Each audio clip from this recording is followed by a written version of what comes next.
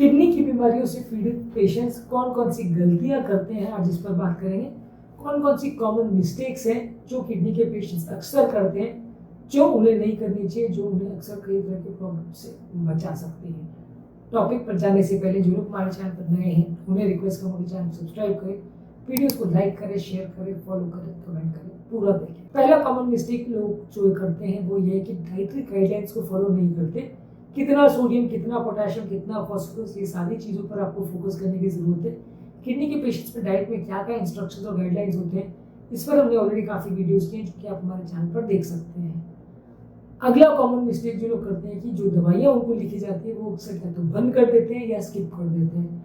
कई बार क्या होता है कि जब पेशेंट को किडनी की प्रॉब्लम होती है तो कुछ दिन में ठीक महसूस करने लगता है, जब उसको ठीक लगने लगता है तो सारी दवाइयाँ बंद कर देता है, और फाइनली जब उसको प्रॉब्लम बिगड़ जाती है या क्रिएटिनिन लेवल्स बहुत बढ़ जाते हैं या वो डायलिसिस पे आने की सिचुएशन आ जाती है, पेशाब रुक जाती है, तब वो डॉक्टर के पास जाता है।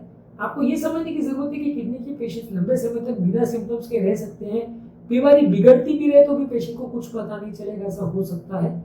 बहुत सारे पेशेंट्स जो बिल्कुल एडवांस किडनी फेलियर में पहुंच जाते हैं उनको भी कोई सिम्टम्स नहीं होते। यदि ऐसी हालत में आप इग्नोर करेंगे सिम्टम्स को या ध्यान नहीं देंगे तो हालत बिगड़ने के चांसेस ज़्यादा होते हैं, आपको लॉन्ग टर्म प्रॉब्लम आने के चांस ज़्यादा होते हैं। तो इसलिए किडनी के पेशेंट्स को अक्सर ये ध्यान देने की ज़रूरत है कि वो अपनी मेडिसिन को टाइमली लेते रहें और जब तक डॉक्टर उन्हें सलाह ना दे तब तक दवाइयों को बंद ना करें। इसके अलावा लोग कई बार पानी के इंस्ट्रक्शंस को भी ध्यान नहीं देते। कितना पानी लेने की आवश्यकता है, कितना प्रोटीन लेने की आवश्यकता है, ये दोनों ही चीज़ों में अक्सर गलतियाँ करते हैं। डॉक्टर कम प्रोटीन लेने को बोलते हैं तो ज़्यादा लेते हैं, डॉक्टर कम पानी लेने को बोलते हैं तो ज़्यादा लेते हैं, ज़्यादा पानी लेने को बोलते हैं तो कम लेते हैं।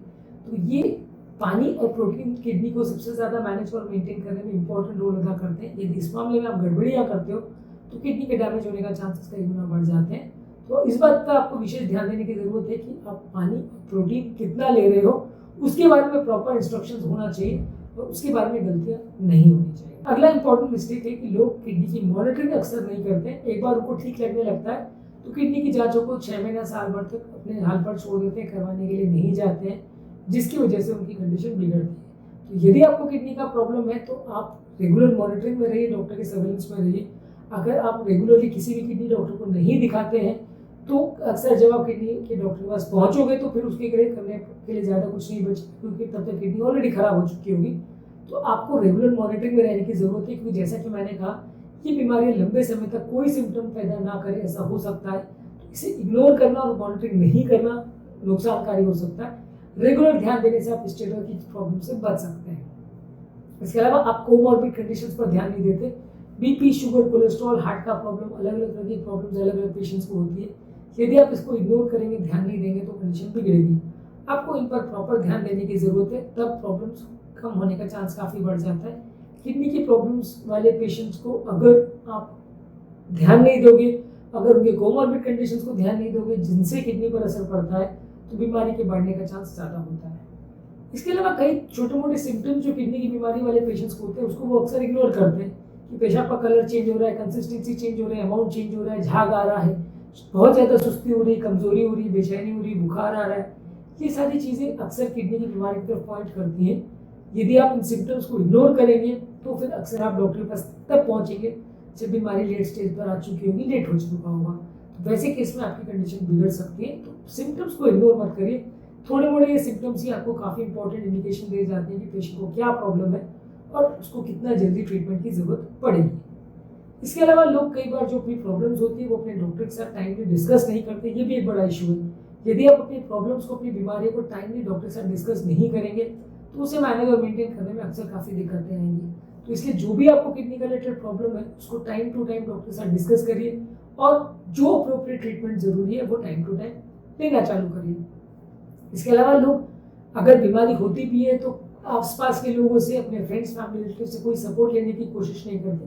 किडनी की बीमारियों से अक्सर लड़ाई बहुत लंबी चलती है और इस दौरान यदि आपका फैमिली का अच्छा सपोर्ट हो तो प्रॉब्लम्स होने के चांस कम रहते हैं। यदि आपकी फैमिली आपको सपोर्ट नहीं करती है तो प्रॉब्लम्स होने के चांस बढ़ जाते हैं। तो इसलिए आपके लिए ज़रूरी है कि यदि किडनी का प्रॉब्लम है तो उसे इग्नोर मत करिए, टाइमली उसका ट्रीटमेंट कराइए, पूरा ट्रीटमेंट कराइए और अपने फैमिली मेम्बर्स का पूरा सपोर्ट आपको लेने की ज़रूरत है, क्योंकि ये डाइटरी रेस्ट्रिक्शन से लेके दवाइयों से लेके सब कुछ, फाइनेंशियल अरेंजमेंट सब कुछ आपका इस बात पर डिपेंड करेगा कि आपकी फैमिली का कितना अच्छा सपोर्ट है। तो इसलिए कभी भी इस तरह की बीमारी में अपने फैमिली मेंबर्स को भी इन्वॉल्व करना जरूरी है। इसके अलावा लोग अनहेल्दी लाइफस्टाइल में एंगेज करते हैं, खाने पीने का ध्यान नहीं रखते, व्यसनों का ध्यान नहीं रखते, प्रॉपर अपनी लाइफस्टाइल का, एक्सरसाइज का और बाकी सब चीज़ों का ध्यान नहीं रखते। तो ये एक बड़ी प्रॉब्लम बनती है जो कि लॉन्ग टर्म में किडनी को डैमेज करती है। तो आपको अपनी बीमारियों के बारे में, लाइफस्टाइल के बारे में, अपनी ओवरऑल हेल्थ स्टेटस के बारे में बहुत ध्यान रखने की जरूरत है, नहीं तो किडनी की प्रॉब्लम बिगड़ेगी।